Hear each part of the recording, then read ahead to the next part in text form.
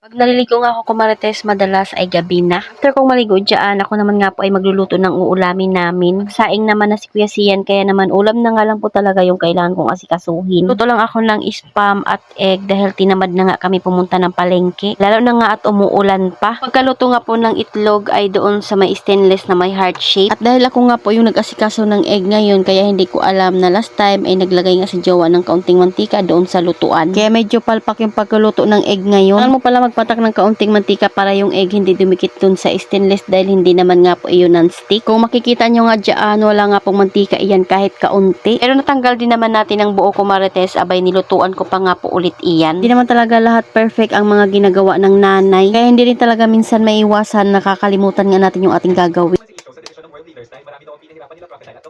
Ang kagandahan lang nito kumarites ay talaga namang less oil dahil kaunti lang naman yung kailangan mong ilagay dyan. Naglagay na nga rin pa ako dyan ng asin at kaunting bitchin. Sarap sana maglagay dito ng dahon ng sibuyas kaso wala naman nga po kaming nabili dahil nagkatamara na ngang lumabas. So ayan, at inilagay ko na nga po siya doon sa aking kaldero at tinakpan ko lang tapos isasalang ko na nga rin po iyan. Parang bilis lang din talaga maluto niyan kumarites, parang nasa 5 minutes lang or 3 minutes. Di ko na nga naurasan dahil talaga namang busy din ako sa aking ginagawa. Makikita mo naman nga kumarites kung luto na yung itlog. Ganda lang din talaga nitong tadtara natin kumarites dahil kabilaan nga po pwede mong magamit dyan. At dahil hindi naman nga po ito karne, kaya dito tayo maghihiwa sa side nga po ng kulay puti. Doon nga po sa stainless ay karne nga po yung hinihiwa doon. Tingnan nyo naman yung kutsilyo ko kumarites, napaka-cute nga nitong gamitin. Mas nasa 50 plus nga lang po iyan or hindi pa aabot. Kung bibili nga po kayo ng grilled pan ay libre mo nga makukuha ito. Ayan, hiniwa ko nga lang po iyan ng saktong nipis lang para naman nga po hindi kami mag-away-away, char. Pero yung pinakadulo niyan ay hindi ko na hinati dahil sa akin iyon. Syempre ako nagluluto, ako masusunod, char. After kong maghiwa ay sinilip ko nga po yung itlog kung luto na. Makikita mo nga dyan kumarites, medyo malasado pa kaya tinakpan ko na nga muna ulit. Gusto kasi nila yung lutong-luto talaga yung pinakadilaw. Pagkatingin ko nga ulit ay sakto na nga pong luto iyan. Kaya haunin ko na dahil pwede mo naman nga pong hawakan yung pinakadulo niyan dahil hindi nga po iyan mainit. So dito nyo na nga po makikita na talaga namang dumikit yung ibang egg doon sa ilalim. Lang siya tanggalin kumarites dahil gaganyanin mo nga lang po siya ng kutsara. Pag nalagyan mo nga ito ng mantika, kahit parang itaktak mo lang ay talaga namang matatanggal mo na. O diba, pati yung kutsara ko kumarites ay napakasyalan na. Pili mo lang din talaga iyan ng napakamurang halaga. Ang beses po pala ako magluluto ng itlog dahil 3 piraso nga lang po ito. Syempre at 4 nga kami, hindi naman pwede na hindi nga po ako mag-itlog. Forward na kapag luto na nga rin po ako ng second batch ng egg, ito at magpiprito na nga po ako ng spam. Hindi ko nga po ito masyadong niluluto lang matagal. Mas malasa kasi siya pag medyo nag-red nga lang po iyan. Itong ginagamit ko nga pong cooking set ay 1 taon na talaga ito mahigit sa akin. Ito yung pinakamadalas kong ginagamit ay nag-iba na nga po yung kulay nito. Pero yung 3 kong mga ginagamit ko marites ay hindi pa rin talaga nagbabago yung ganda nila. So ayan, nung medyo nag-red na nga po kaunti ay tinanggal ko na kaagad.